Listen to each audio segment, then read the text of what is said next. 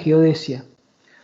No obstante, ese trabajo se puede discretizar en subtramos y en esos subtramos trabajar en el plano. Por lo general, las obras viales muy extensas, del orden de los 150 kilómetros, 200 kilómetros, ahí ya probablemente la curvatura tenga incidencia, entonces se dividen en subtramos.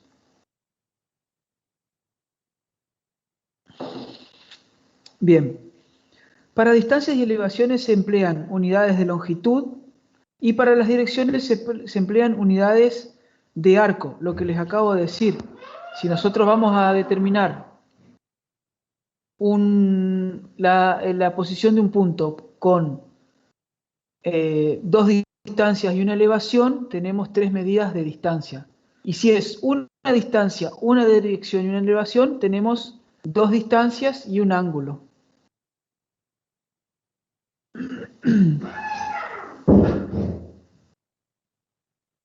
El conjunto de operaciones necesarias para determinar las posiciones de puntos y posteriormente su representación en el plano se llama comúnmente levantamiento. O sea, ¿a qué se refiere con este conjunto de operaciones? Bueno, voy a realizar un levantamiento topográfico de la facultad. Todas las operaciones necesarias, ¿cuáles son? Estudiar qué instrumento voy a utilizar, nivel o estación total, o teodolito, o GPS topográfico.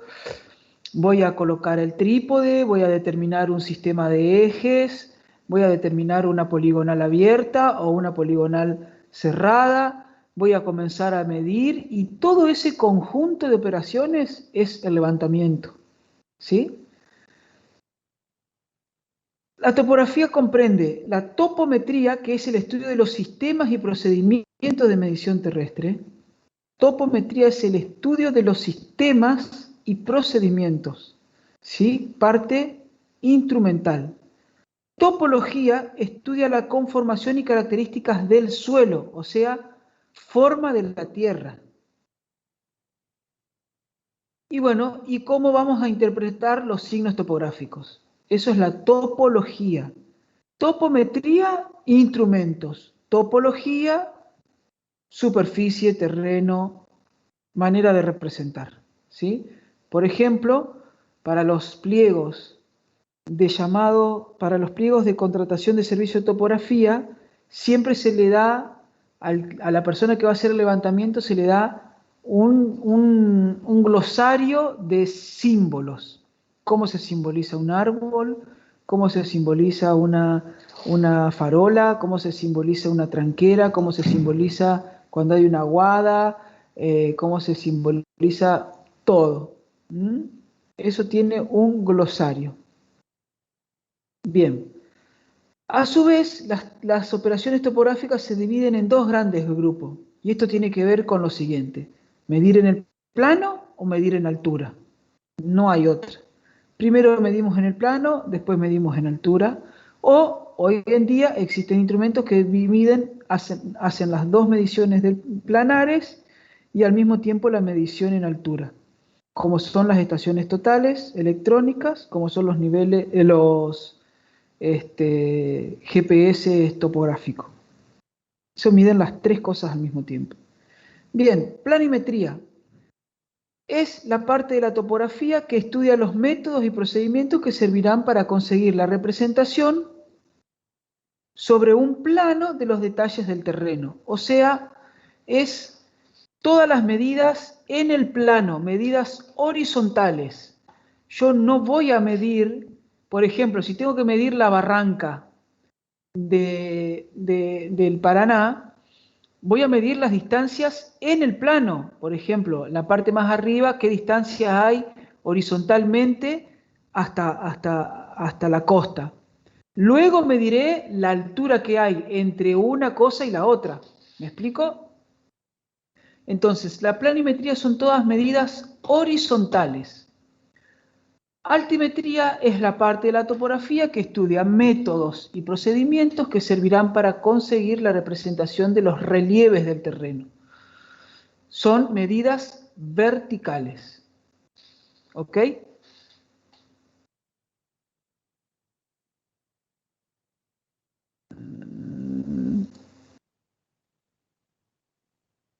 Sí, estoy compartiendo la pantalla. Si quieren, puedo dejar de compartir y volver a compartir, o ya estás viendo la pantalla, Selene. Ah, ok. Bueno.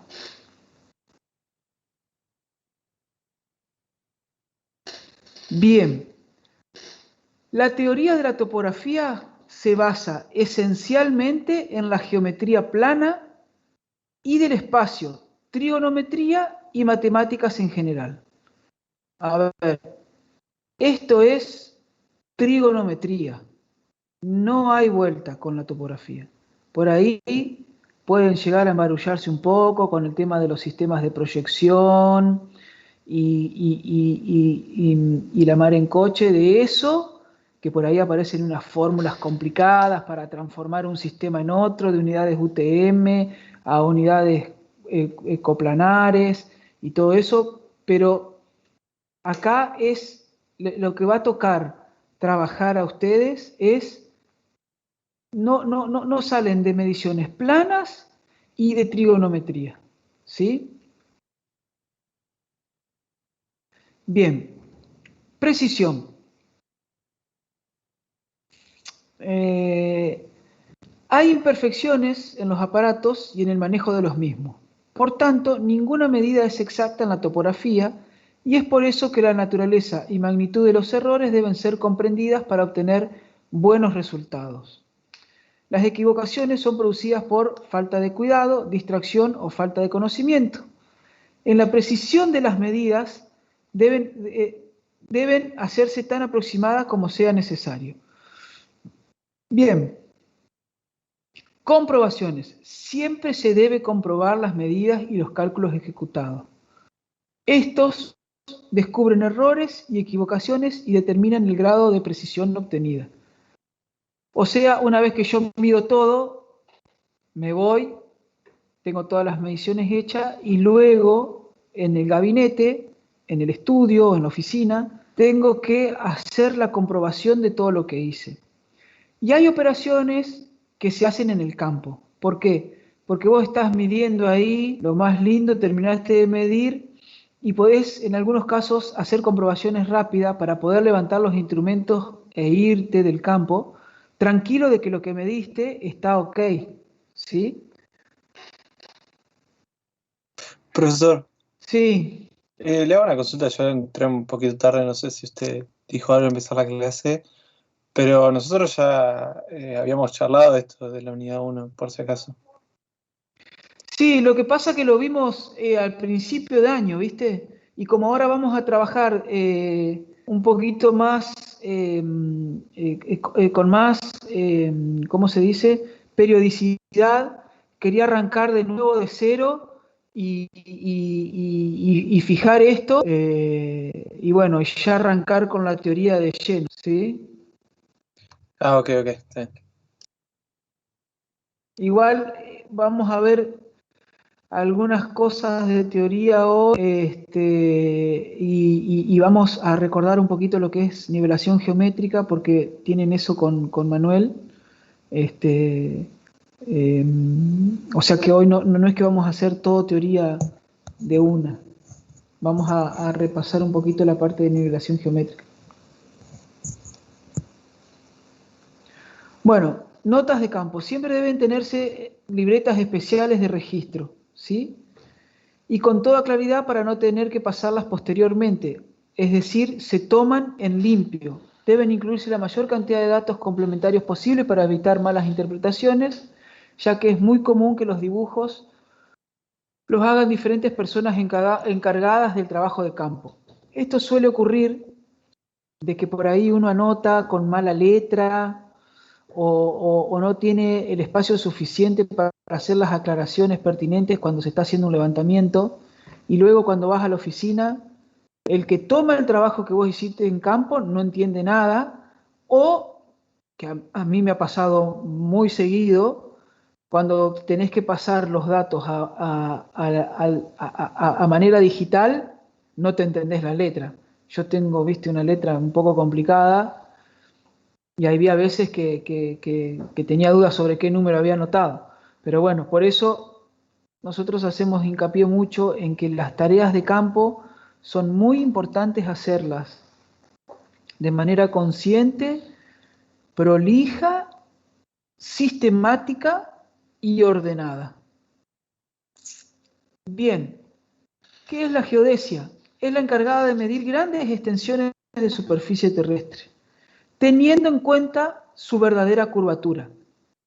Para esto recurre a la aproximación de la verdadera forma de la Tierra, el geoide, mediante elipsoides de revolución o esferas, y es la responsable de determinar un cierto número de puntos con sus respectivas coordenadas, X y Z, que sirven de referencia para levantamientos de detalles en cartas topográficas de países, departamentos, ciudades, etc. Bien,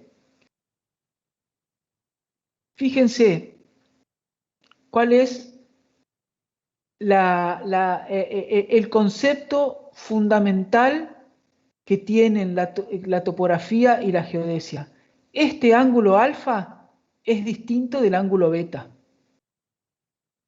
¿Ok? O sea, y acá, en la topografía, alfa es igual a beta.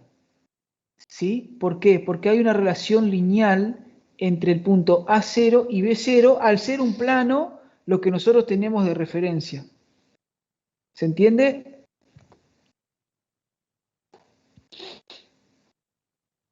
Bien, fíjense lo que dice. En la figura de la izquierda se tiene que A y B, punto A y punto B, son dos puntos marcados en el terreno, que se proyectan sobre superficies de nivel esféricas. O sea, estas son superficies de nivel esféricas. Las verticales por A y por B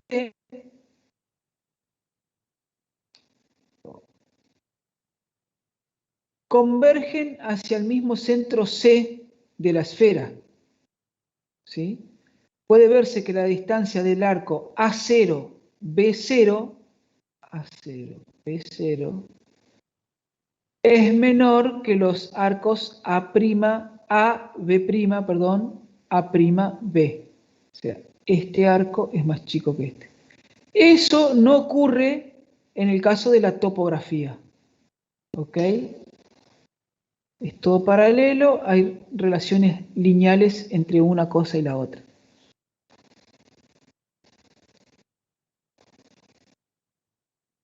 Las distancias verticales HA y HB, HA y HB, de los puntos respecto al nivel medio del mar son altitudes de los mismos y su diferencia delta HAB se llama desnivel entre ellos. O sea, esto es el desnivel, esto es el desnivel.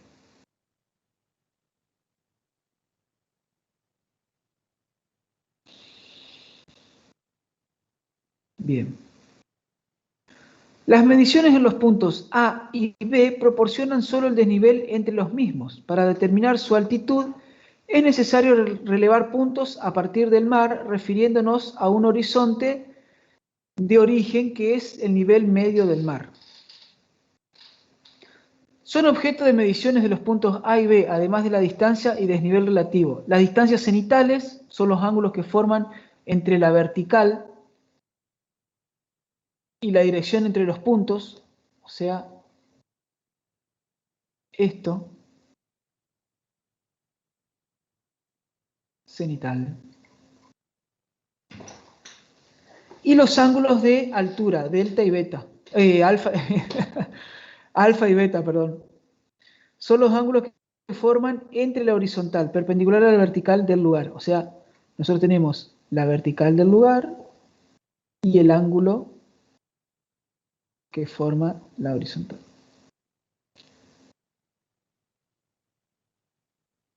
Bien, en la figura de la derecha se supone que la Tierra es una superficie plana, siendo la distancia AB relativamente pequeña.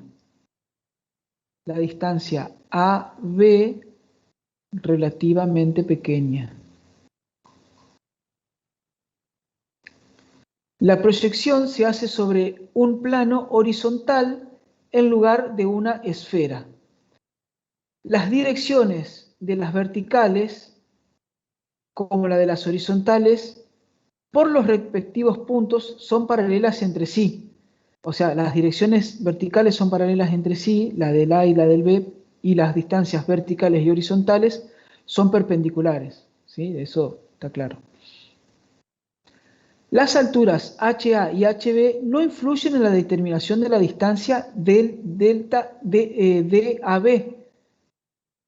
O sea, no influye la distancia AB, no, la distancia AB es igual a D0 AB. ¿Qué quiere decir esto? Que hoy lo que habíamos dicho de que este arco que es más chico que este y que más chico que este también, acá no pasa. Todas las distancias son iguales. Las distancias horizontales. Por eso las distancias no dependen de la altura. Los ángulos cenitales se complementan. El ángulo cenital A más el ángulo cenital B es igual a 180 grados, mientras que los ángulos de altura son iguales por ser alternos internos entre paralelas, pero de signo contrario. Alfa es positivo o de elevación en A y beta es negativo o de depresión en B. Estas condiciones no se dan en la figura de la izquierda. Bueno, esto es lo que yo les comentaba, de que aparecen por ahí algunas fórmulas complicadas y de pasajes que no hay que embarullarse mucho con esto. Existen softwares de conversión que los pueden descargar gratuitamente de internet, así que esa información está. Yo los invito a que la manipulen un poco y puedan jugar un poquito. Bueno, lo que sí es importante de esto es el sector topográfico. Y de esto tienen que acordarse. Como se vio, los trabajos topográficos no pueden extenderse a grandes superficies. El límite superior de las operaciones topográficas es el sector topográfico, definido por un cuadrado de 110 kilómetros de lado, aproximadamente, con un punto de tangencia en el centro. También puede decirse que es la superficie comprendida en un cuadrado cuyo lado tenga una longitud de arco de 1 grado. ¿Entienden? Una longitud de arco de 1 grado es lo que abarca un sector topográfico. Y son 110 kilómetros. ¿Sí? Bien, geografía se encarga de describir a grandes rasgos los accidentes terrestres. No desciende a los detalles de medición, representación y descripción. Por eso en la escuela nos enseñaban geografía y no nos enseñaban topografía o geodesia. Nos enseñaban geografía, los mapas de grandes rasgos, con grandes rasgos, arroyos importantes, eventos topográficos importantes, como puede ser una cuchilla o lomadas o cosa por el estilo, el delta, ríos, lagunas, pero no entrar en el detalle. La agrimensura. La agrimensura es una parte de la topografía que se encarga de la determinación de la ubicación y dimensiones lineales, angulares y de superficie de los terrenos y campos, realizando su amojonamiento en un todo de acuerdo con los títulos de propiedad. prescripciones legales, reglamentos técnicos y administrativos en vigencia. A ver, la agrimensura es una parte de la topografía, según lo que dice acá. Pero no es tan así, porque hoy en día la carrera es ingeniero agrimensor. Y tiene alguna que otra razón de ser. Pues, ¿qué pasa? Los agrimensores han estudiado mucho los sistemas de representación en grandes superficies, o sea, han estudiado mucho la parte geodésica y la saben bien, independientemente de que un ingeniero civil lo pueda hacer también. Acá hay cuestiones legales de incumbencia, pero un ingeniero civil puede estar igual o más capacitado que un agrimensor en lo que a mediciones de campo se refiere. ¿Ok? Es más, nosotros los civiles tenemos que medir igual o mejor que los agrimensores. Porque el tema de las obras pueden inducir errores muy grandes. ¿Sí? Bien. ¿Cuáles son las generalidades en el campo topográfico y catastral? Como ya se mencionó, la topografía es la ciencia que estudia el conjunto de principios y procedimientos que tienen por objeto la representación gráfica de la superficie de la Tierra, con sus formas y detalles, tanto naturales como artificiales. ¿Qué pasa? Viene de topos, que significa lugar, y grafos, que significa descripción. Es decir, que es describir un lugar, la palabra topografía. Esta representación tiene lugar sobre superficies planas, limitándose a pequeñas extensiones del terreno, utilizando la denominación de geodesia para áreas mayores. Geodesia, áreas mayores, tenemos en cuenta la curvatura. Topografía, áreas menores, no tenemos en cuenta la curvatura. De manera muy simple, puede decirse que para un topógrafo la Tierra es plana, mientras que para un geodesta no lo es. La topografía es de ayuda en varios campos: agronomía, arquitectura, catastro, ingeniería agrícola, civil y minera. Bueno, trabajos topográficos. La topografía es una ciencia geométrica aplicada a la descripción de la realidad física inmóvil circundante. ¡Ja! Toma pa' vos. Realidad física inmóvil circundante. ¿A qué nos referimos? Nos referimos a todo aquello que permanece en el tiempo. Si nosotros vamos a hacer un levantamiento, ¿sí?, de una calle, no vamos a medir dónde está un auto estacionado. ¿Está bien? Porque el auto arranca y se va y no está más ahí. Vamos a delimitar, vamos a medir el cordón cuneta, que no se va a mover, vamos a medir la cuneta propiamente dicho, los postes de energía eléctrica, los postes de luz, un semáforo, las líneas municipales. Todo lo que no se mueve, que permanece en el tiempo, lo vamos a medir. Lo que no permanece en el tiempo, no lo vamos a medir. ¿Está bien? A eso se refiere con la realidad física inmóvil, circundante. Bueno, otra manera de decirlo es que es una descripción de los hechos existentes en un lugar determinado: muro, edificio, calles, entre otros. ¿Está bien? Se puede dividir el trabajo en dos actividades congruentes: llevar el terreno al gabinete, mediante la medición de puntos o relevamiento, su archivo en el instrumental electrónico y luego su edición en computadora, o llevar el gabinete, es decir, lo que proyectamos en el CAD o en papel, pasarlo al terreno. Es una actividad, una cosa es medir y luego dibujar lo que tenemos, y otra cosa es dibujar lo que queremos hacer y luego llevarlo al campo y marcarlo en el terreno. ¿Sí?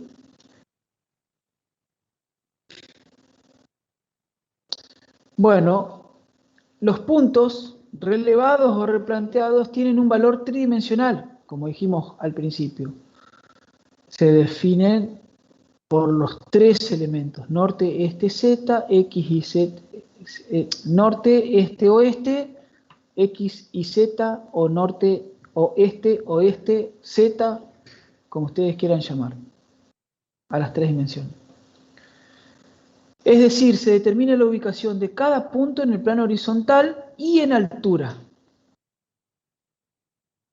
¿Qué pasa con las obras civiles? La tarea del topógrafo es previa al inicio de un proyecto. Un arquitecto o un ingeniero proyectista debe contar con un buen levantamiento plan y altimétrico o tridimensional previo del terreno y de hechos existentes, elementos inmóviles y fijos al suelo, ya sea que la obra se construya en el ámbito rural o urbano. Claro, si nosotros vamos a proyectar la ampliación de una avenida, supongamos que tenemos una avenida de 4 carriles y la queremos llevar a 3+3, o sea, es una avenida 2+2 y queremos llevarla a 3+3. ¿El topógrafo qué va a hacer? Y va a medir el cordón actual, como les decía recién, la vereda, los árboles, va a determinar las bocas de tormenta, luego va a tener que averiguar si hay líneas de servicios eléctricas, subterráneas, gas natural subterráneo, cloacas subterráneas. En sí el topógrafo mide todo lo que está del nivel del terreno para arriba, lo que se ve, pero hay mediciones complementarias y de hecho seguramente en su trabajo profesional les va a tocar determinar, por ejemplo, si están en una ruta, determinar por dónde pasa un gasoducto y a qué profundidad está. O sea, el gasoducto ya uno no lo ve, no es que está por arriba del terreno natural, va subterráneo. Pero el proyectista tiene que saber cuál es la tapada de ese caño para poder proyectar el movimiento del suelo. No vaya a ser que proyecte algo que signifique que el caño después quede en el aire. ¿Me explico? Y les voy a dar un ejemplo concreto. Acá en la Ruta Nacional 18, de San Salvador, mejor dicho, de General Campos hacia Concordia, no sé si conocen, o tienen posibilidad de pasar algún día. La ruta era de 100 metros de ancho, 120 metros de ancho, y de General Campos hasta Concordia o hasta la intersección con la ruta 14 era más angosta. ¿Qué pasaba? El gasoducto estaba contra el alambrado, pero en un momento se seguía contra el alambrado y quedaba más cerca de la cinta asfáltica. ¿Ok? Si se quería hacer autovía, se tenía que trasladar el caño de gas más lejos, porque si no quedaba en la zona de camino el caño de gas. Bueno, resultado de eso es que hoy en día ese trayecto de la Ruta Nacional 18, que es autovía, no tiene cantero central. Si ustedes tienen la oportunidad de ir, cuando vayan van a ver, mirá, se pueden hacer los chetos y decir, esta ruta no tiene cantero central porque el gasoducto pasa al lado del alambrado y no se podía correr y bueno, fue por eso. Pero gracias a que los laburos de topografía incluyeron en las mediciones por dónde cruzaba gasoducto, fibra óptica, líneas de electrificación rural, ¿qué más? Nada más. De servicios era eso. ¿Ok? Bueno.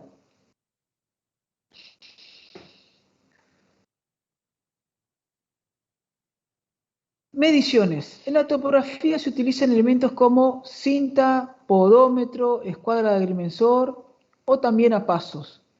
De hecho, es uno de los trabajos prácticos que se hacen acá es determinar cuál es la distancia de los pasos de cada uno de ustedes para poder hacer eventualmente algún relevamiento a pasos.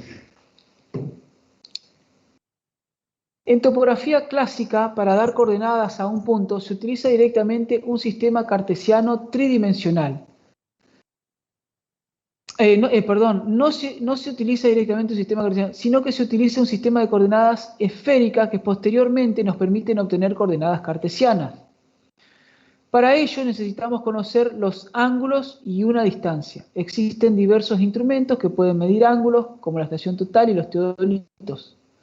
Para la medida de distancia tenemos dos métodos: distancias estadimétricas o distanciometría electrónica.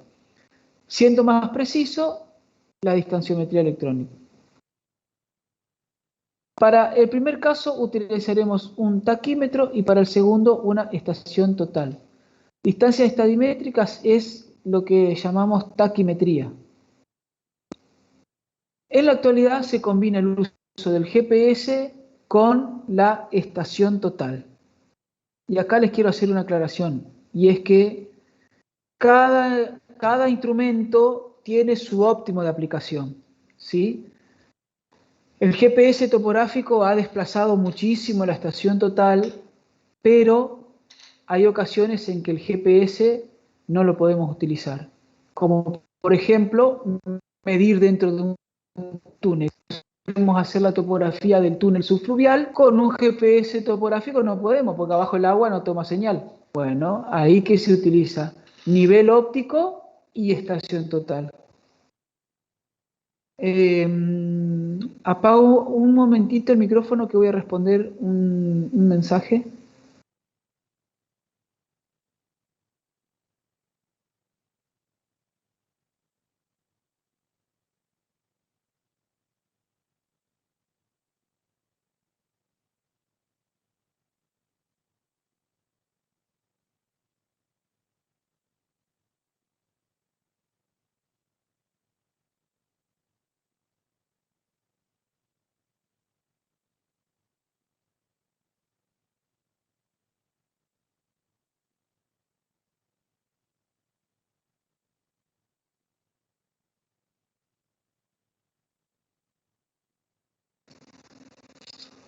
Bien, toma de datos.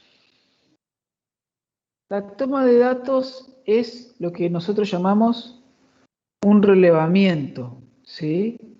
El relevamiento topográfico es ir a levantar datos de todo lo que vemos. Actualmente lo que más se utiliza es la estación total. Con la estación total se pueden medir ángulos horizontales, verticales y distancias. Conociendo las coordenadas del lugar donde se ha colocado la estación, es posible determinar las coordenadas tridimensionales de todos los puntos que se midan. Procesando posteriormente las coordenadas de los datos tomados, es posible dibujar y representar gráficamente los detalles del terreno considerados. Con las coordenadas de los puntos se hace posible además calcular las distancias o el desnivel entre los mismos puntos, aunque no se hubiese estacionado en ninguno. O sea, yo puedo tomar distancias verticales en puntos intermedios de dos que se hayan medido. Se considera en topografía como el proceso inverso al replanteo, pues mediante la toma de datos se dibuja en plano los detalles del terreno actual. Este método está siendo sustituido por el uso del GPS, aunque siempre estará presente, pues no siempre se tiene cobertura con un receptor GPS. Es lo que yo les decía recién, dentro de un túnel, por ejemplo, no se puede. Tampoco podemos usar GPS cuando estamos en laderas muy escarpadas. Puede ser que no tome señal un GPS si está en un acantilado, por ejemplo, cerca del mar. ¿Vieron donde hay acantilados que caen así muy abruptamente? Ahí también se torna difícil. Bueno, el uso del GPS reduce considerablemente el trabajo, pudiéndose conseguir precisiones buenas de 2 a 3 centímetros en forma cinemática e incluso a 2 milímetros en forma estática. Esto que dice acá es en distancias planares. Relevamientos. Tomar siempre más medidas de las que se consideren necesarias. hay dos métodos, acumuladas y parciales. Y las mediciones son horizontales, longitudinales, transversales, diagonales, y también están las mediciones verticales. Replanteo. El replanteo es el proceso inverso a la toma de datos y consiste en plasmar en el terreno detalles representados en planos, como por ejemplo el lugar donde colocar pilares de cimentaciones anteriormente dibujados en el plano. Claro, cuando yo tengo que replantear los pilotes de un puente, tengo que ir al terreno, tener marcado en el terreno ya algún punto que me sirva de apoyo, y a partir de ese punto de apoyo voy a poder determinar dónde se ubican los demás elementos. ¿Sí?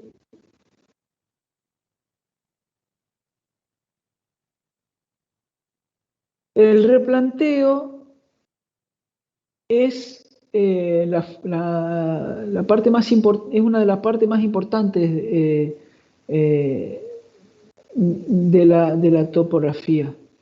Y en las obras chicas ocurre también, cuando nosotros decimos vamos a replantear una casa que se tiran los dos ejes. No sé si ya han tenido oportunidad de ver algo en tecnología, que cuando se tiene que replantear una vivienda es más o menos lo mismo. Es llevar al terreno lo que está en los planos.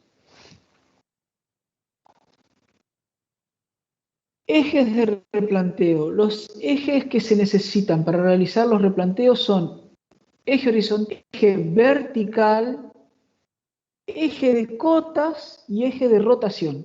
Hoy en día todo esto fue reemplazado por coordenadas, ¿sí?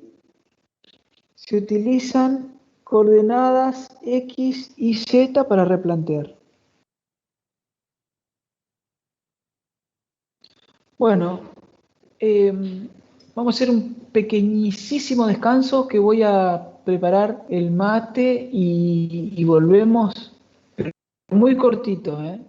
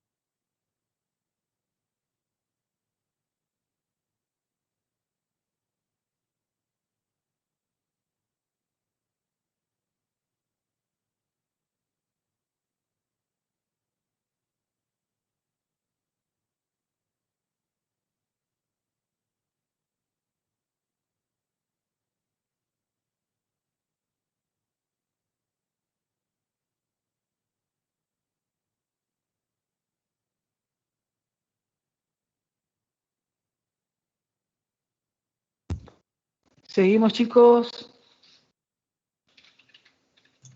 Bueno,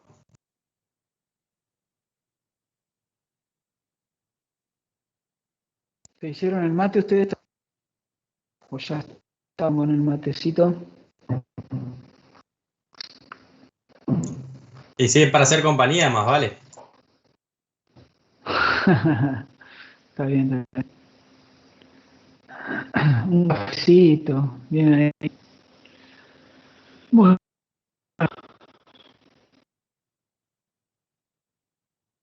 aproximación a la realidad terrestre. Esto, chao. Nos vemos en Disney.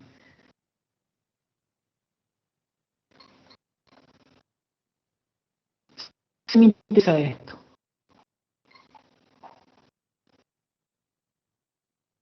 ¿Qué es el elipsoide WGS84 y todo ese tipo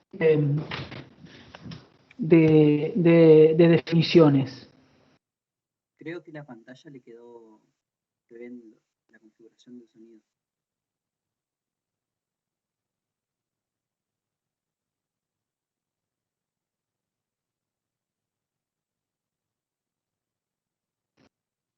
El día que ustedes tengan que trabajar con un GPS topográfico, van a tener que setear, configurar lo que es la proyección en la cual van a trabajar. Y ahí le van a aparecer este tipo de definiciones. WGS84, Gauss-Krüger, todo ese tipo de que acá. Eh,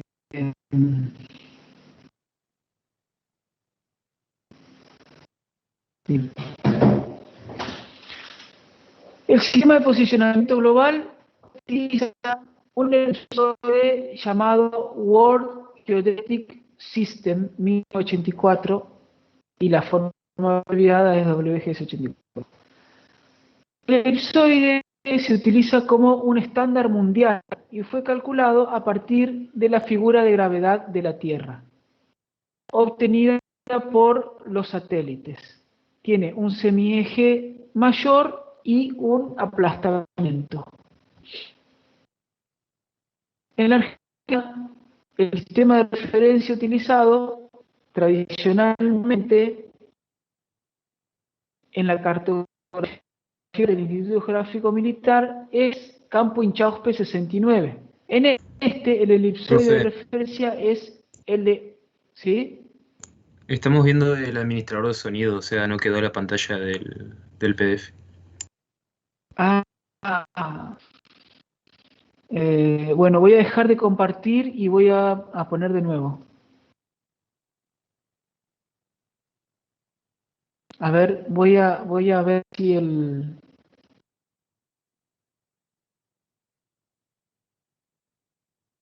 voy a reiniciar rápidamente el router.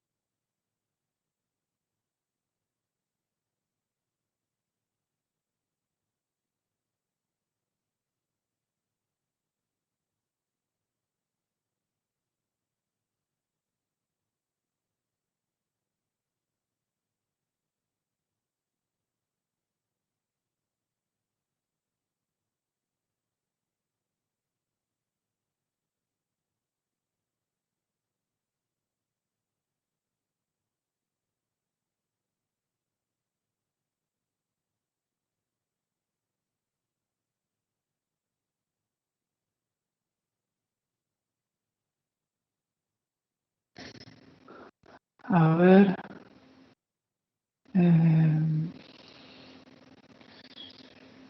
Compartir pantalla. Ahí tiene que estar. Fíjense, por favor, denme el OK. cuando estén viendo la pantalla.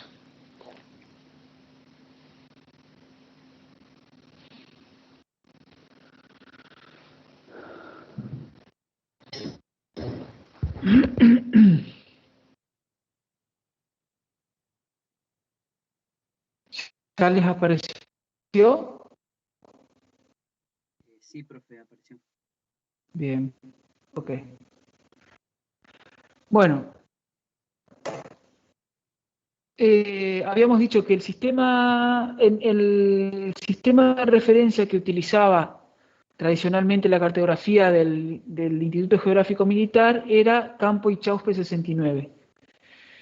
El elipsoide es el Hayford, también llamado Internacional de 1924, y posee como un punto fundamental de tangencia al paraje en la zona de Buenos Aires. A partir de mediados de la década del 90, el IGM cambió el elipsoide del campo Inchauspe por el WGS 84, ya que en ese momento se recalculó la red geodésica nacional con equipo GPS. Recordemos que el WGS 84 es el elipsoide que utiliza este sistema de posicionamiento global. La nueva red de puntos resultante se denomina POSGAR 94, Posiciones Geodésicas Argentinas del año 94. Eso es lo que ustedes van a tengan que hacer levantamientos topográficos con GPS.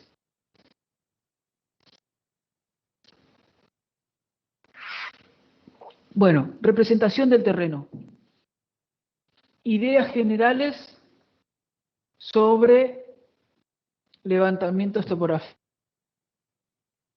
Los levantamientos pueden ser planimetría o control horizontal, altimetría o de control vertical, planimetría y altimetría simultáneas.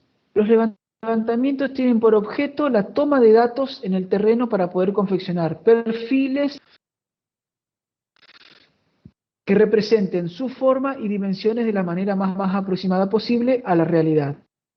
En un plano topográfico efectuado por levantamiento planimétrico se representan distancias en proyección y ángulos horizontales. Los perfiles se obtienen tomando un plano horizontal como superficie donde se indican las medidas horizontales y haciendo un corte longitudinal del terreno. Se los he mostrado anteriores, lo que es el tema de perfiles longitudinales y transversales, un poquito adelantándonos a lo que iban a hacer con Manuel. Tipos de levantamientos topográficos. Tenemos levantamientos de terrenos en general, vías de comunicación, de minas, levantamientos catastrales y levantamientos aéreos. Terrenos en general, levantamientos de mar linderos o los localizan, miden y dividen superficies, ubican terrenos en planos generales, con levantamientos anteriores o proyectos de obras y construcciones. Los de vías de comunicación, estudia y construye caminos, ferrocarriles, canales, líneas de transmisión. Los levantamientos topográficos, ¿sí? Quedó en representación del terreno y ideas generales sobre levantamientos topográficos. Ahí donde está el título. Ahí se empezó a mover, por favor. Ah, bien. Vamos a esperar un ratito.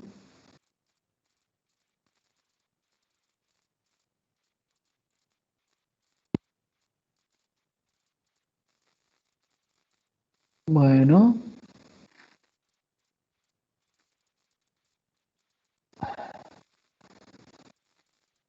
Voy a poner dejar de compartir.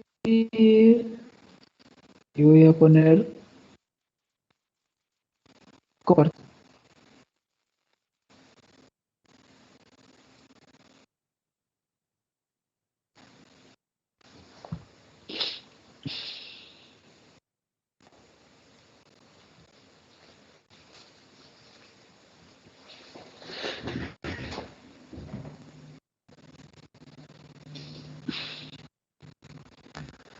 Cuando estén viendo ahí donde dice tipos de levantamientos topográficos, me avisan, que es lo que estaba leyendo recién. Ahí se ve.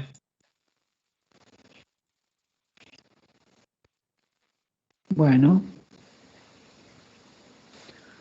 les decía, los tipos de levantamientos de terrenos en general, vías de comunicación, de minas, levantamientos catastrales, levantamientos aéreos. De terreno en general, bueno, es para marcar los linderos o localizarlos, miden y dividen superficies, se ubican en terrenos planos generales ligados a levantamientos anteriores. Los de vías de comunicación estudia y construye caminos, ferrocarriles, canales, líneas de transmisión. Levantamientos catastrales se hacen en ciudades y municipios para formar linderos de obras urbanas. Y los levantamientos aéreos se hacen por fotografía, generalmente desde aviones, y se usa muy valioso de todo levantamiento. Acá en Paraná nosotros tenemos el grupo de aerofotogrametría en la segunda brigada aérea, y ellos hacen levantamientos aéreos y se utiliza muchísimo para determinar sus y con eso cobrar los impuestos. Bien.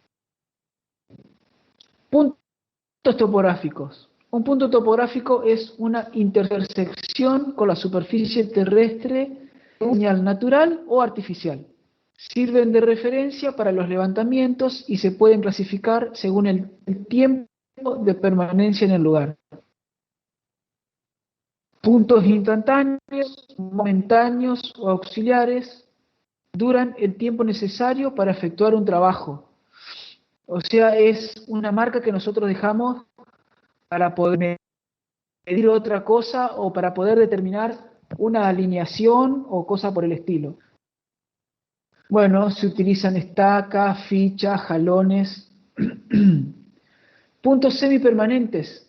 Son las estacas de madera o de hierro y mojones que están destinados a permanecer semanas, meses y a veces años, según sea necesario para poder completar los trabajos de medición o servir de referencia para controles durante el desarrollo de una obra. ¿Sí? Estos son los que llamamos, para una obra lo llamamos puntos fijos también. Pero hay otros puntos fijos que son más fijos. Estos puntos semipermanentes pueden llegar a durar meses y a veces años. Bueno, puntos permanentes tienen que durar en su posición en el tiempo indefinido, como por ejemplo los mojones de hormigón con placas identificatorias de la red de triangulación del IGM. Ahora IGM se llama IGN porque es Instituto Geográfico Nacional. Están los hitos o monumentos, que son puntos fijos para control de movimientos de presas.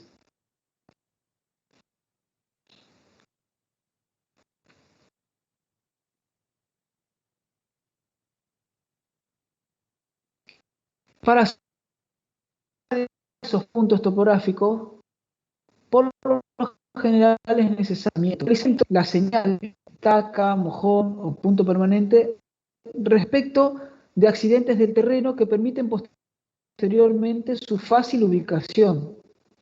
Es decir, tengo que hacer el balizamiento de un punto fijo, que voy a colocar el punto fijo y voy a tomar distancias de luz a un alambrado, a un que marca la línea de un producto. Entonces, esas distancias me sirven para luego volver a encontrar ese punto. Eso lo voy a ver rápidamente en algunas monografías.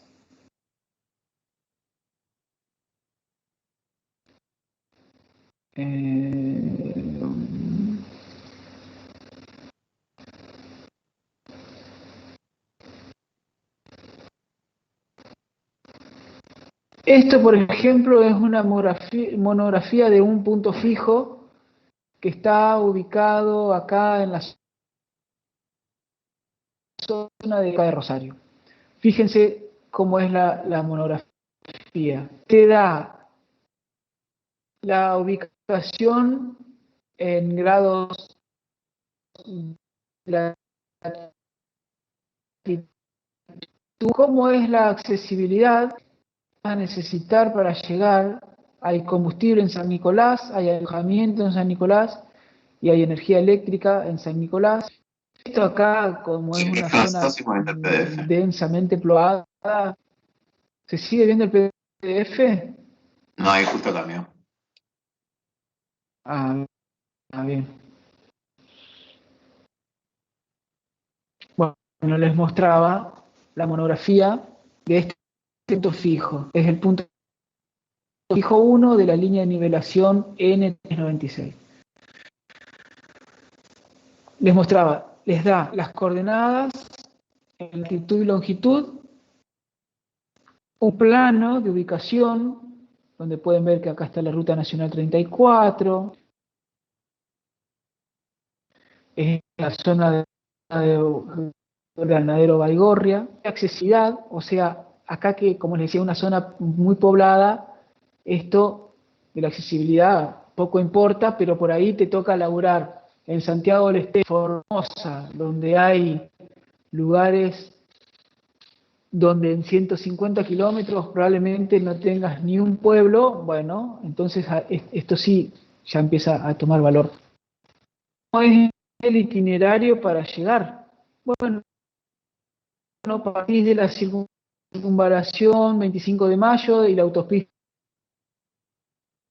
AU0 se continúa por la circunvalación, dirección 1,7 kilómetros y ahí llegas al punto. Más o menos te indica cómo es que llegas. Ahí está un detalle. Desde acá, 1,7 kilómetros. Y ahí les muestra una foto. Este es el último puente. Esta es la última bajada para entrar a Rosario, Boulevard Rondó, es este, para entrar a Rosario.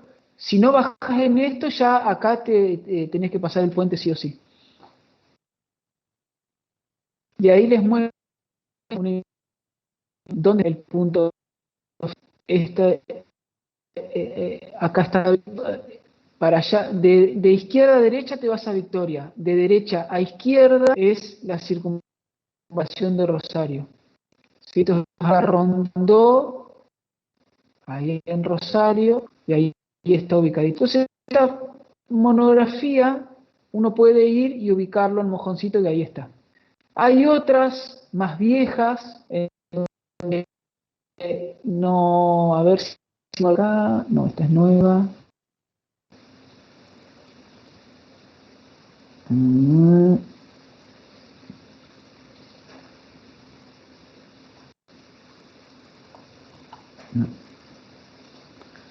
Tengo que tener alguna viejita por acá. A ver. Esta.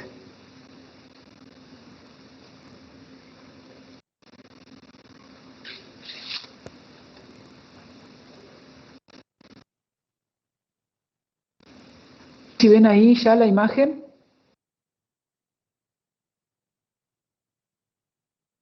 Fíjense cómo en esta monografía lo que se hizo fue tomar medidas de eventos inamovibles en el tiempo para poder ubicar el punto fijo. Siempre cuando hay un punto fijo, a unos metros hay otro mojón subterráneo bajo tierra, porque si este se rompe, con el que está bajo tierra podemos restaurar el que está por arriba de eso. Y acá tenemos un detalle, cómo es un subterráneo y cómo es el mojón que en su en 2012, bastante nuevo en realidad. A ver.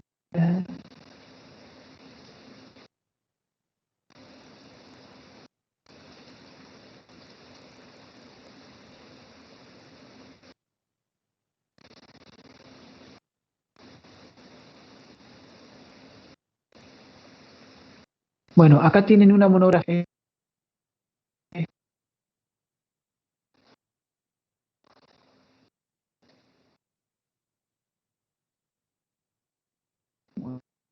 Vas a ver qué año es esto. No dice la... Bueno,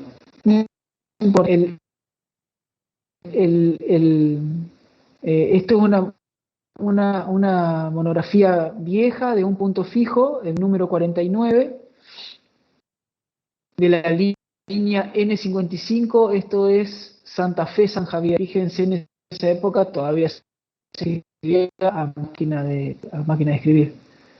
Y allí tiene la monografía de dónde está ubicado el punto.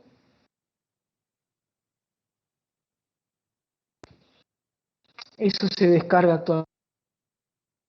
actualmente. Antes, como les contaba la otra vez, no se recuerda, había que mandar un telegrama, luego se hacía un depósito por el correo argentino y te mandaban en sobre por carta te mandaban los datos de los puntos fijos. Hoy en día todo esto se descarga por internet. En una mañana puedes tener datos necesarios. Y también, que es importante, ya que estamos hablando de balizamiento, fíjense de que hay puntos que están ubicados en Google Earth.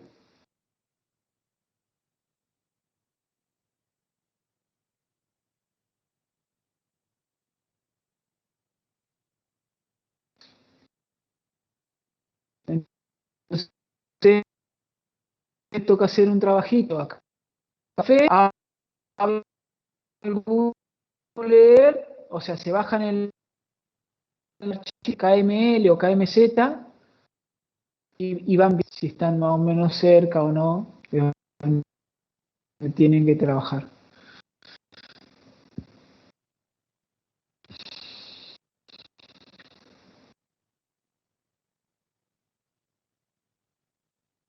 ¿Se ve o no?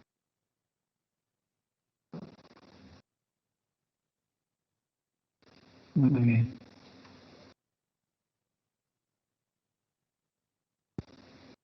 Se congeló.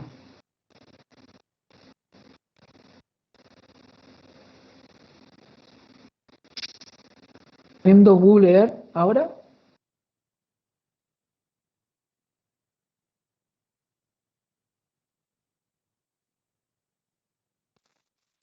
No, profe, al menos a mí no quedó colgada la pantalla.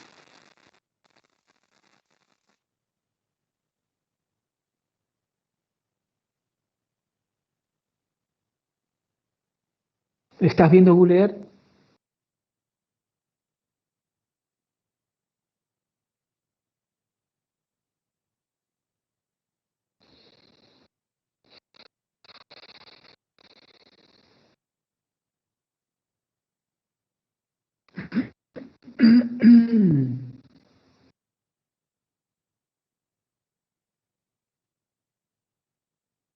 Acá. No, el Google Earth. Bueno, las imágenes no Google Earth. Bueno, ya les va a llegar ahí la imagen de Google Earth. Esperamos un ratitito, porque esto es importante, que lo que les quiero mostrar. Sí, se está viendo.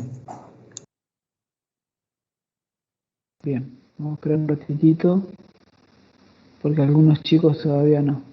Pero 30 segundos.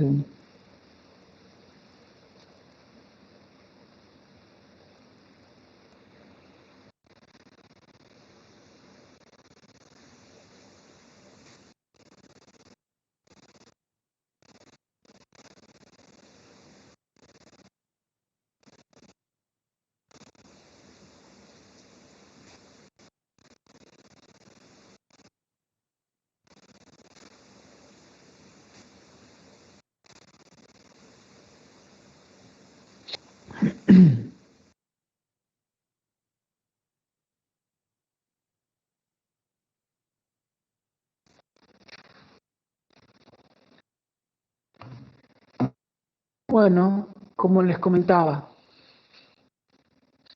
en la página del Instituto Geográfico están publicadas las líneas de nivelación. Acá estamos viendo una línea de nivelación. Si a ustedes les toca, por ejemplo, trabajar en la zona de Colastiné, o lo que sea, sobre la ruta 11, por ejemplo, bueno, ahí pueden ir viendo cuáles son los puntos fijos que tenemos. Nomenclatura es de la 55 de nivelación, es puntos fijos 6 de la línea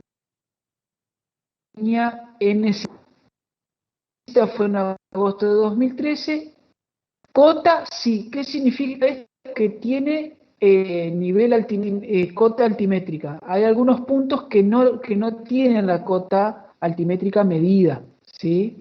No sé por qué causa. Este también tiene cota. En tal caso, transportar. Este también, sí, pues son todas líneas de nivelación.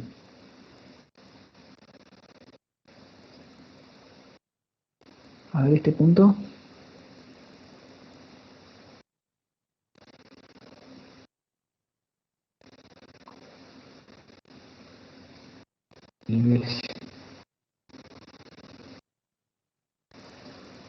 También tiene cota, pertenece a una red provincial. ¿Qué pasa? Hay redes topográficas que han hecho las provincias, que el Instituto Geográfico a esa infraestructura existente lo tomó para poder tener mayor número de puntos distribuidos en el territorio. Entonces, por ejemplo, esto es una red provincial, red PASMA, y el IGN lo midió para poder tener mayores puntos de su red POSGAR. ¿Está bien?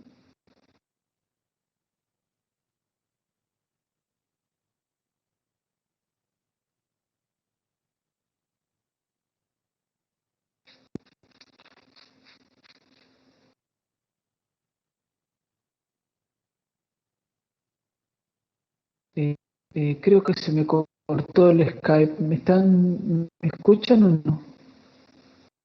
Sí, profe, lo escuchamos. Ah, bien.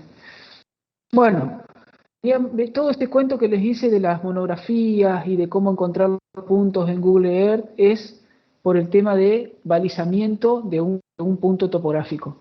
Y les quería ahorrar bastante trabajo de encontrar un punto y todo eso al día que a ustedes les toque trabajar. Bueno, fíjense cómo se hace el balizado. Se toma una distancia desde un poste, acá está un árbol y la esquina, ¿no es cierto? Intersección de esas tres medidas es donde... Se está congelada la pantalla.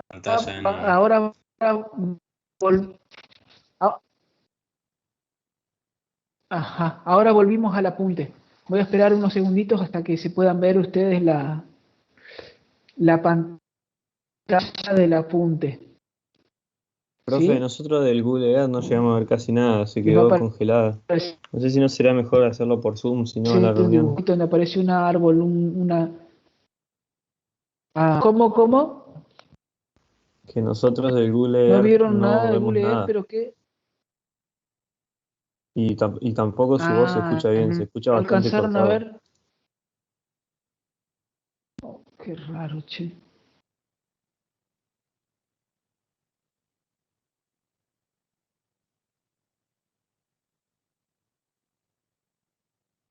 Bueno, voy a esperar un toquecito. Quizá tenga mala Hasta que conexión, ustedes profe, porque se lo puedan... escucha como trabada, la voz entrecortada. Es raro.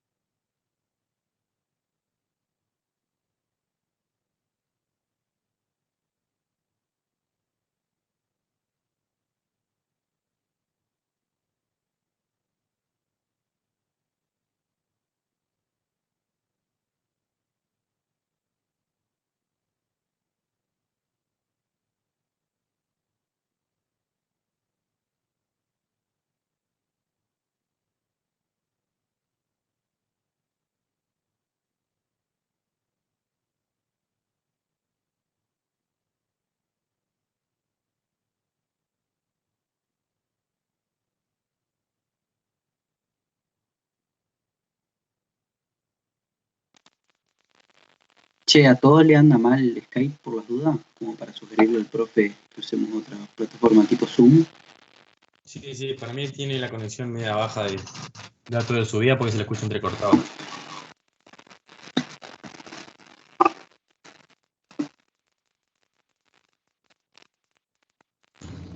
Yo creo que si tiene problema de conexión, tanto Zoom como Skype va a ser lo mismo. Sí, es bastante probable.